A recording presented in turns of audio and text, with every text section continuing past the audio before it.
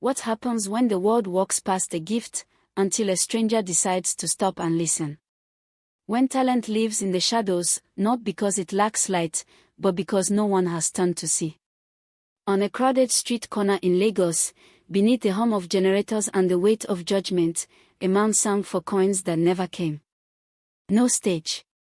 No microphone. Just a voice that carried heaven, and a word too busy to hear. He had given up on dreams. But dreams, it turns out, don't always need permission to return. This isn't just a story about fame. It's a story about being seen, truly seen, when you've become invisible to everyone, including yourself.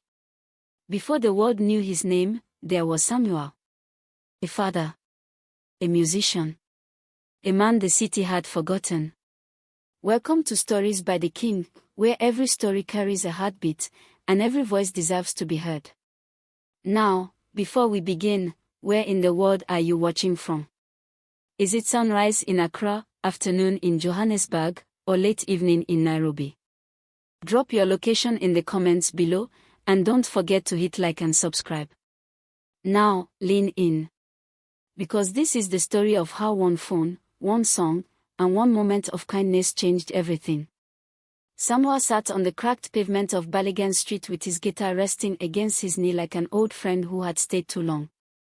His fingers moved across the strings, slow, deliberate, tired.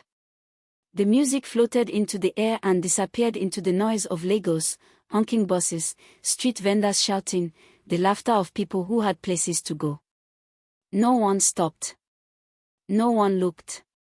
He had become part of the background, like the faded posters on the walls or the stray dogs that wandered past. He used to believe music could save him. 10 years ago, he had played in churches, at weddings, at small concerts where people clapped and called his name. But life is not kind to dreamers without money. His wife had left him when the music stopped paying. His daughter, Blessing, lived with her mother now, and he only saw her once a month, if he could afford the transport. The guitar was all he had left. And some days, even that felt like a burden. He played not because he believed anymore, but because he didn't know what else to do. The strings were his last conversation with hope. A woman in a bright yellow dress passed by, her heels clicking on the pavement. She glanced at him for half a second, then looked away. A group of teenagers laughed and walked around him like he was a puddle they didn't want to step in. Samuel closed his eyes and kept singing. His voice was deep and warm, the kind that wrapped around you like a blanket on a cold night. But no one wanted warmth today. They wanted speed. They wanted to get where they were going. And Samuel was just another obstacle on the way. By sunset, his cup held 3 coins and a piece of candy wrapper someone had dropped by mistake. He counted the coins slowly, as if counting them again might make more appear. It wasn't enough for food. It wasn't enough for anything. He put the coins in his pocket and stood up, his knees cracking from sitting too long. The street was empty now, and the sky was turning orange and purple, beautiful in a way that felt cruel. Beauty, Samuel thought, was for people who had time to notice it. He slung his guitar over his shoulder and started walking toward the bridge where he slept at night, under the shadow of cars that never stopped, beside people the world had also forgotten. But as he walked, he didn't notice the young woman with the phone standing across the street. She had been there for 20 minutes, recording. Her name was Joy, and she was a university student who made videos for TikTok, dance challenges, comedy skits, nothing serious. But today, something had stopped her. She had heard Samuel's voice from 2 blocks away and followed the sound like it was calling her name. She stood there, hidden behind a fruit cart, her phone aimed at him, tears in her eyes. She didn't know why she was crying. She only knew that this man's voice had reached into her chest and touched something she didn't have words for. When Samuel disappeared into the crowd, Joy looked down at her phone. The video was shaky, unedited, raw. But it was real. And that night, before she went to bed, she posted it with a simple caption, "This man has a gift." The world needs to hear him. Joy woke up to her phone buzzing like it was angry. Notifications flooded her screen, hundreds, then thousands. Comments. Shares. Messages. Her hands shook as she opened TikTok and saw the number, 2 million views. In one night. The video of Samoa had spread like wildfire, jumping from screen to screen, city to city, country to country. People were tagging their friends, reposting, crying in the comments. Who is this man? Where can I find him? This is the most beautiful thing I've ever heard. Joy sat on the edge of her bed, her heart pounding. She had posted hundreds of videos before, but none had ever done this. None had ever mattered like this. Samoa didn't know. He woke up under the bridge, stiff and sore, his guitar beside him like always. The morning smelled like exhaust and fried plantains from a nearby vendor. He stretched, picked up his guitar, and walked back to Baligan Street. It was routine now. Sit. Play. Hope. Fail. Repeat. But today felt different. As he sat down and started tuning his guitar, people began to stop. At first, it was just one woman. Then 2 men. Then a small crowd. They stood in a half circle around him, watching, whispering, holding up their phones. Samoa looked up, confused. Why are they staring? He thought. He started playing, and the crowd grew larger. Some people were filming him. Others were crying. A man in a suit dropped 1,000 naira into his cup without saying a word. Samoa's fingers stumbled on the strings. He didn't understand what was happening. Then Joy appeared, pushing through the crowd, her phone in her hand and tears streaming down her face. It's you, she said breathlessly. You're the one. You're the man from the video. Samoa stared at her, his mind struggling to catch up. What video? Joy showed him her phone. Samoa watched himself on the screen, singing, alone, invisible. But the comments beneath the video told a different story. This man deserves the world. I can't stop crying. Someone please find him and help him. Samoa's throat tightened.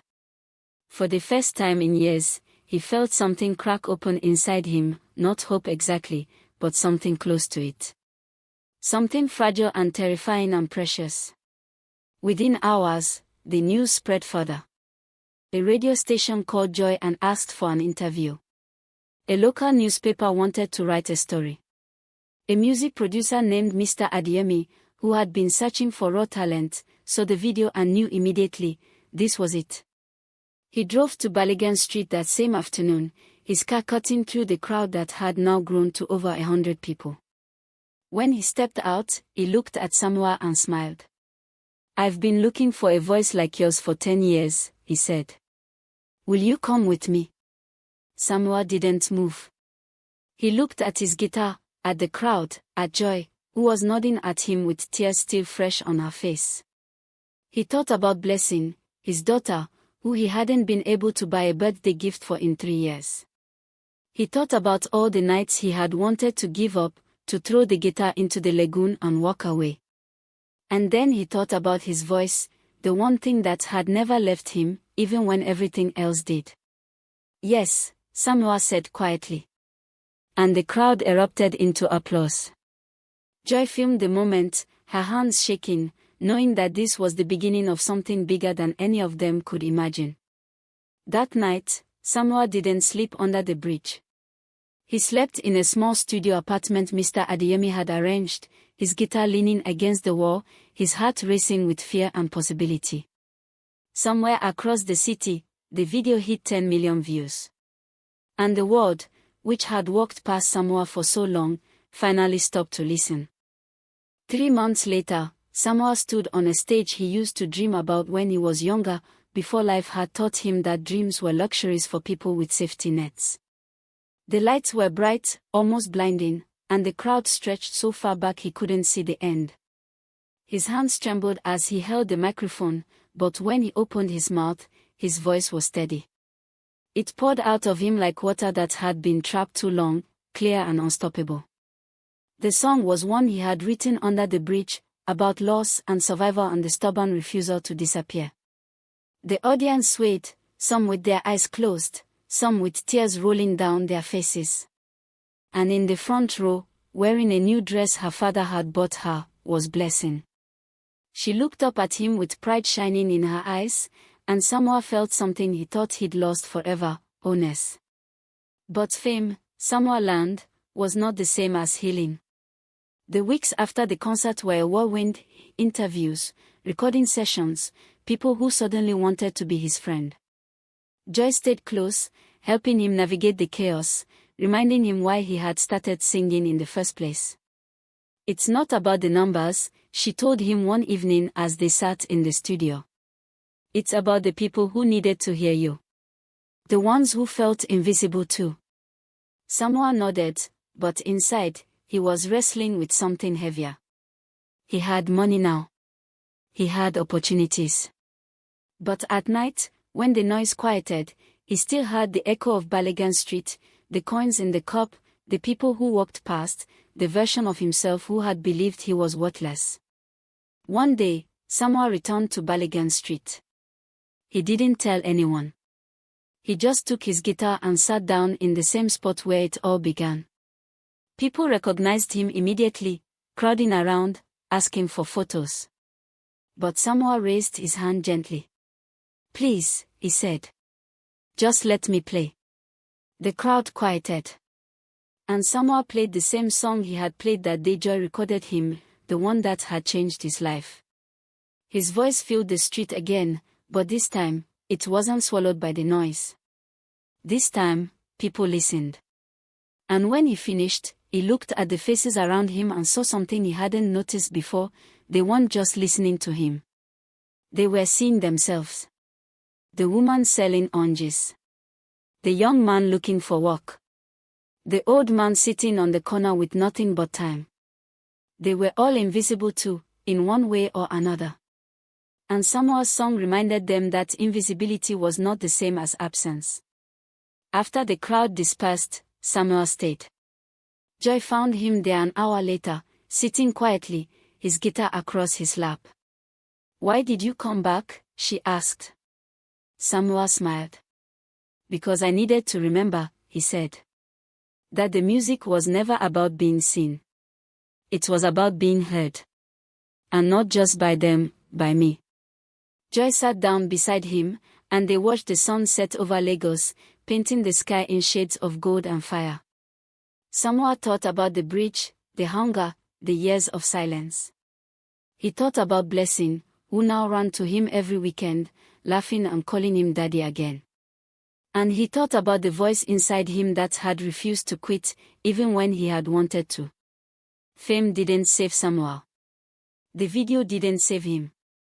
What saved him was the decision to keep singing, even when no one was listening, and the grace of one person who decided to stop and truly see him.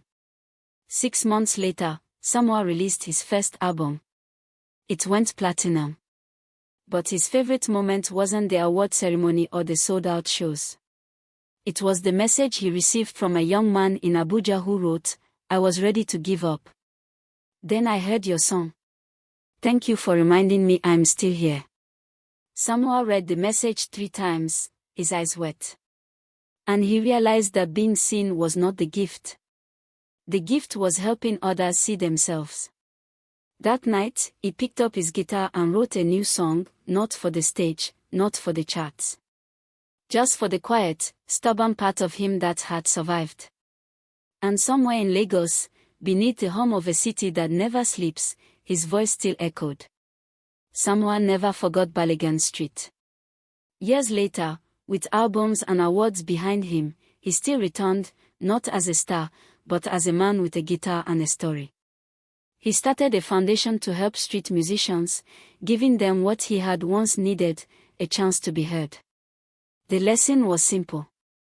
Your value is not determined by who sees you, it's determined by who you refuse to stop being, even in the dark. And a voice that sings in the silence, a heart that keeps hoping when hope seems foolish, and a soul that refuses to disappear, will always find its way home. If this story moved you, hit like, share it with someone who needs to hear it, and tell me in the comments, have you ever felt invisible, and what helped you find your voice again? Subscribe to Stories by the King, where every story carries a heartbeat, and every voice deserves to be heard. This is Stories by the King, where love wins, and purpose finds its home.